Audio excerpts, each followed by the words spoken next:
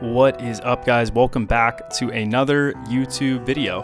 In this video, I am going over, or I guess showing you guys what I did on my Monday session for this cycle. So basically, as you guys know, this cycle is all about building volume. Initially, this cycle was actually written for Isaiah, but because he hurt his TFL, he has not been able to do it.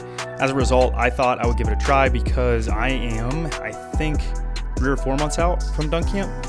So wanted to give it a rip this cycle. I had to make some adjustments. As you guys know, my hips are pretty rough, and I was doing the barbell warm up here, trying to get whatever loose, a little bit looser.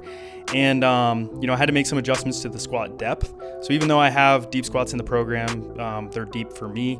So just keep that in mind as you're watching this. This is my deep, and I'm working off of my basically just above parallel squat max, which I think is like 330. I'm not really sure, to be honest. I haven't tested it in a minute. I will test it after this cycle though, so that will be fun. I'll just kind of go down until my hips get tight, and then I'm just gonna dump the bar. I have pulled my glute before doing deep squats, and I want to try to avoid that. So I guess my version of deep, I did it I think about 8 months ago or so, and I want to try to avoid that as much as possible. So you guys will see towards the last set, I actually changed the tempo of the squats a little bit because I was feeling my right hip quite a bit, and I didn't want to tweak my glute. These are some split jerks, which I usually don't do, but in the warm-up, the barbell warm-up, I like to address some barbell movements because I don't do them super often, and I think it's good to just kind of keep those in my repertoire still. The bar's super light, so I'm able to kind of bounce it off my chest more than, or I guess jump up in the air with the bar, which most times you're not able to actually do with a jerk. So that's why it looks super floaty. My shoulder mobility has gotten a lot worse, so that's a big reason why, and a big part of that is just I haven't been doing a lot of overhead work. So that's why I wanted to put that in the warm-up. You guys will see I also do snatches, and again, that is because I want to make sure I keep that movement pattern in my movement repertoire. I think my overhead mobility used to be pretty solid, and so it was kind of a little disheartening to see that I lost a little bit of mobility in my upper body. You guys will see here during the snatch, it actually doesn't look too bad, but I am a little bit tight in my chest there, and or my rotator cuff. So as I'm going down, you can kind of see the bar moving forward a little bit. What that is essentially that as I'm getting further and further down, it's causing me to be, or I guess I need to have a requirement of more mobility in my shoulders and in my pec, and I'm at my T-spine or my thoracic spine, and I am lacking a little bit. So that's why you see the bar kind of moving forward just a little bit whenever I'm doing these reps. On the actual snatch itself, what I tend to do is push my head, what I call push my head through the hole. And I'm doing that because it helps me balance a lot easier and helps me to keep the bar basically over the back of my head and over my hip axis. You can see I'm kind of checking here to see how my positioning is and things like that, but that's why I was doing that. Again, it was also a really good warm-up for barbell movements, so I liked it a lot. Popped in some headphones here, and I don't usually lift with headphones, but there was a lot going on in the gym and I wanted to lock in for this session, so popped in some headphones for this part of the lift. And what I'm doing here are some clean pulls. It was kind of awkward because it was supposed to be from the floor, but I can't pull from the floor and there's not blocks. Well, there are blocks, but they're kind of in the back and I didn't want to set them up, to be honest. So I was like, you know what? I'm just going to go from a hang. And it was super light and super easy pulling from a hang position. So I increased the weight quite a bit. I think it was supposed to be like 60% or something like that, which if you're pulling from the floor, I think that would have been fine. But because I was pulling from a hang, I'm not really getting into those deeper knee flexions on the start position. So I decided to kind of do, a little bit heavier weight and then tried out some high pulls just to see how it felt. The high pulls were kind of awkward. I don't really like high pulls. This is almost more of a panda pull. As you can see, as I'm pulling up on the bar, I am actually dropping my hips down. So I decided, again, I'm going to add more weight to the bar, chalk up, and see how I feel on these latter sets. This felt okay. It did feel like I was getting the benefit of the double knee bend, which is the portion of the lift where the knees shift under the bar, and getting the benefit of the second pull, which is, again, that aggressive extension after the knees shift forward and you go to push as aggressively as possible against the ground. So overall, I would say I benefited from this, but if I could have done it from the floor or from the blocks, I probably would have been better off. Again, I didn't have access to that, or at least didn't want to set it up. So that's why I did it this way. I think I had 5 sets of 4 on this, and I was working at about 60% of my power clean max, which is pretty light for clean pulls. Again, if I were doing this from the floor, it would have been appropriate, but I had to make some adjustments as a result.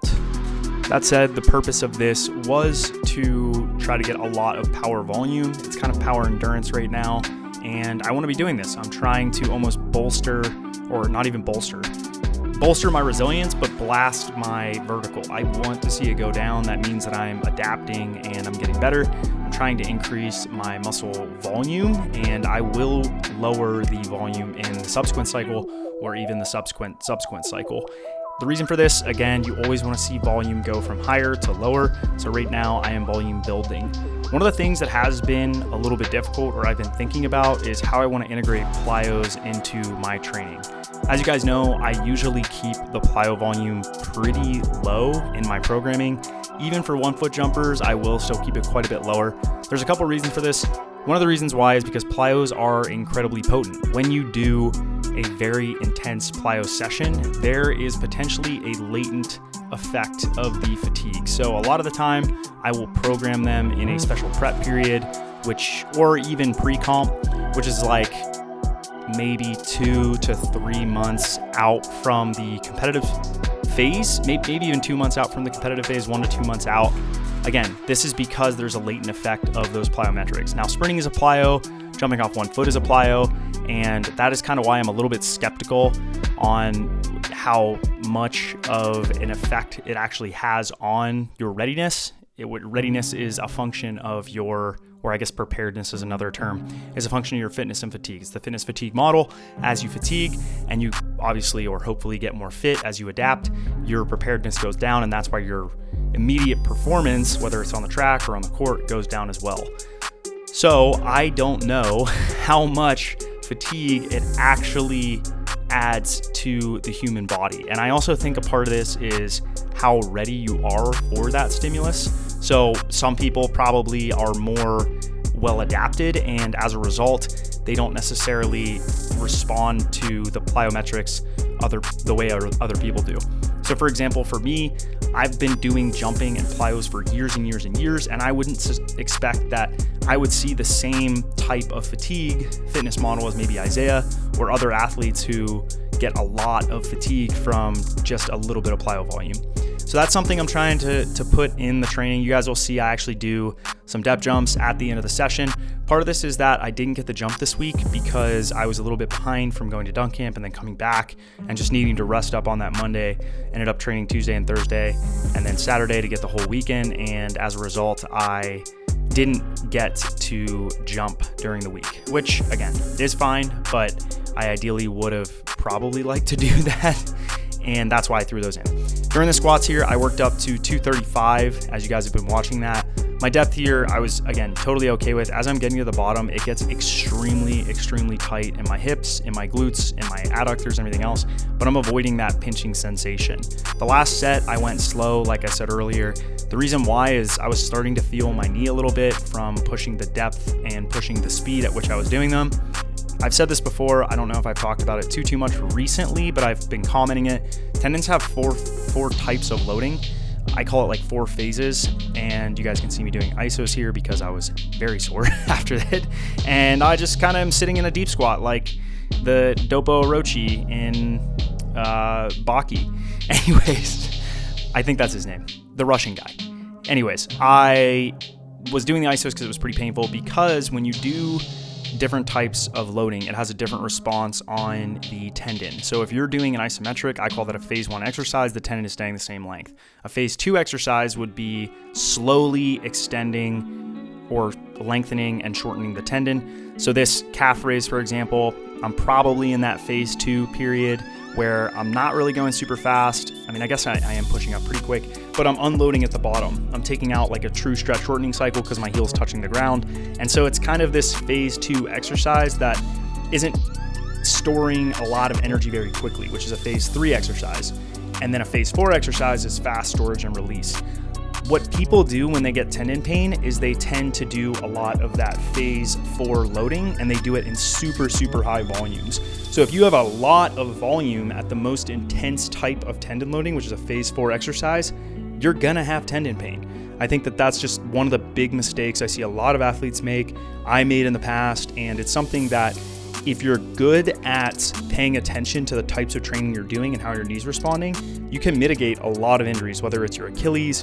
I had a friend of mine, Garrett, call me today about his gracilis.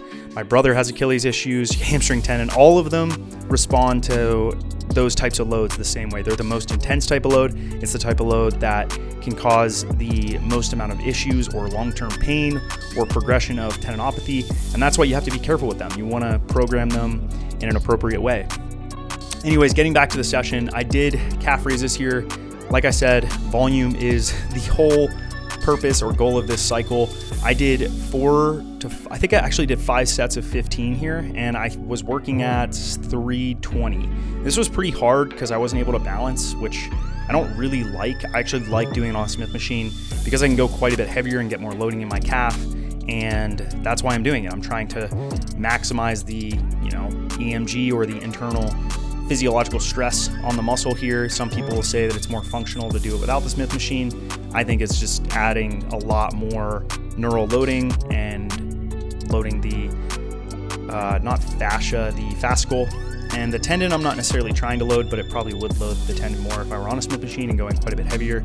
So I have a 45, 2 25s, and another 45 on the end. Those big bumper plates make it look like it's a shit ton of weight, but it's actually not that much. I was pretty gassed after this. I was getting a little bit of a head rush.